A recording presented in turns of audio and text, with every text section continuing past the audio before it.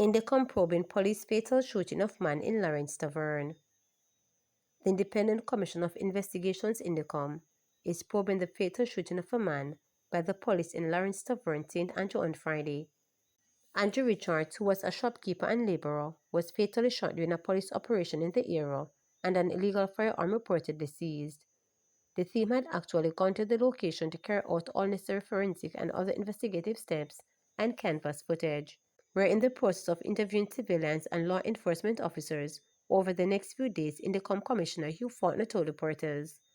On Monday morning, Placard-bearing residents staged a protest over the killing, claiming that the 39-year-old was wrongfully shot by the police. According to the placard-bearing residents, Andrew Richards was killed in cold blood.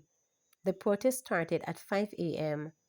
The police reported that an illegal firearm was seized during Friday's targeted operation, which saw the fatal shooting of Richards.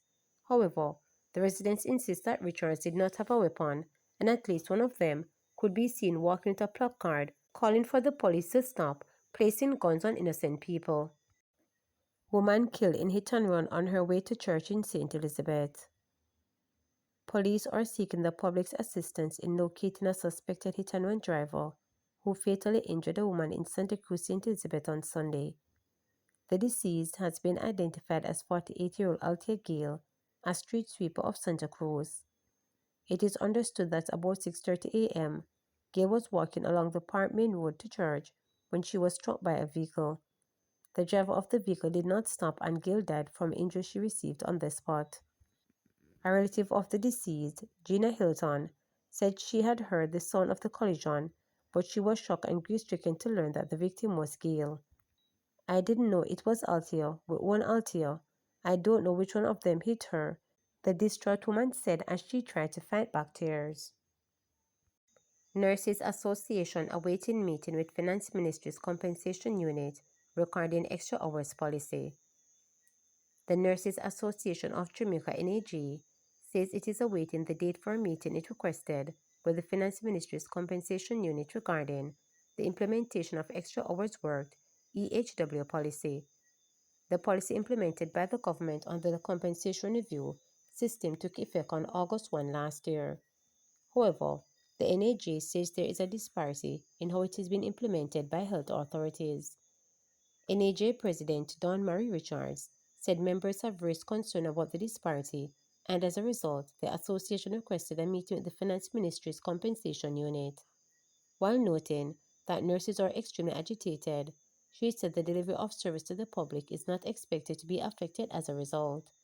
Mrs. Richards said the concerns will be discussed further at the association's meeting on Saturday. The challenge we are having is how nurses used to operate in relation to extra hours work. The systems would have now changed, but there is nothing straightforward coming from the region to the nursing directorate. So we are seeking clarification on a general scale. Two regions have put out some instructions which are not saying the same thing, even though everybody is working from the one policy. The instructions are different. There's a plethora of new forms that are now being put out to facilitate the implementation of the policy, and the association is the one getting the call for the clarification. The NAJ has been getting a lot of calls over the last 2-3 weeks, so we did seek to have a clarification meeting chaired by the Ministry of Finance and the Public Service. There was telephone conversation and there's been a follow-up email, so we are just awaiting the date for that meeting. We have emphasized the urgency in getting the clarification as persons need to move forward with how implementation is actually done. The clarity we seek is something across the board for everybody. So if it is one system, it should be one type of implementation. That we are not getting that. We are getting a myriad of instructions from different people, and that is what is causing the anxiety. So we anxiously await the clarification meeting, and we also look towards what we will be saying to our membership on Saturday, January 11th, when we have that national meeting. But just to say that national meeting was not planned for this reason. It is a regular meeting that we would have held anyway. policymakers charged to undertake meaningful investment in education. A call is being made for the nation's policymakers to undertake meaningful investment in education. President of the Jamaica Teachers Association, Dr. Mark Simmet, made the call as he doubled down on the importance of taking significant steps to transform the sector. Dr. Simmet noted that drastically boosting the country's literacy and numeracy levels should be a primary policy for the government. He maintained that a robust, inclusive education system is the engine that will drive sustainable growth and create a more prosperous society for all Jamaicans.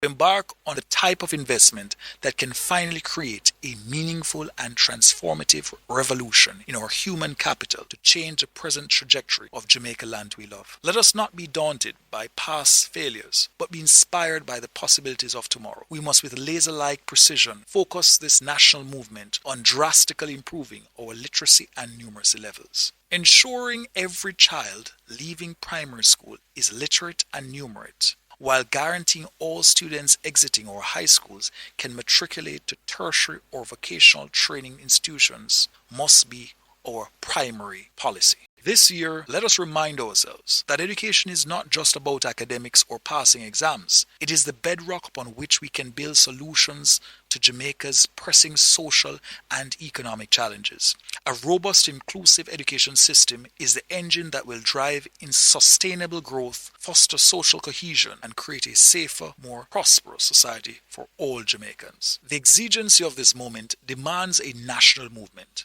a call to action by all citizens to support the mission of education and those that toil tirelessly at all levels of the sector in service to our youth and the future of this country. Veteran trade unionist Keith Comrie passes. The Jamaica Confederation of Trade Unions, JCTU, has paid tribute to veteran trade unionist Keith Comrie, with JCTU President St. Patrice Ennis hailing him as a steadfast and passionate advocate for workers' rights and a stalwart champion of social justice. Comrie was the General Secretary of the Union of Schools, Agriculture and Alley Workers, reportedly passed away on Sunday. Expressing profound sadness at his passing, the JCTU president said, Keith Comrie was a steadfast and passionate advocate for workers' rights, a trailblazer in the labor movement, and a stalwart champion of social justice. Noting that Comrie was also a former Assistant General Secretary for the JCTU for many years, Ennis added, his unwavering commitment to improving the lives of workers across Jamaica and his determination to ensure equity and fairness have left an indelible mark on the labor movement, trade union fraternity, and our nation. Throughout his tenure, Keith displayed an exceptional sense of duty, profound leadership, and an unyielding resolve to advance the cause of the working class. He was not just a union leader, but a mentor, a friend, and a guiding light to many. His voice resonates far and wide, inspiring solidarity and collective action, and his legacy will continue to shape the labor movement for generations to come. On behalf of the Jamaica Confederation of Trade Unions, we extend heartfelt condolences to Keith's family, friends, colleagues, and the members of the USAAW. As we mourn this tremendous loss, let us honor his memory by continuing the work to which he devoted his life. May his soul rest in eternal peace, the JCTU president stated. Remember to subscribe, like, share, and click the notification bell for daily updates.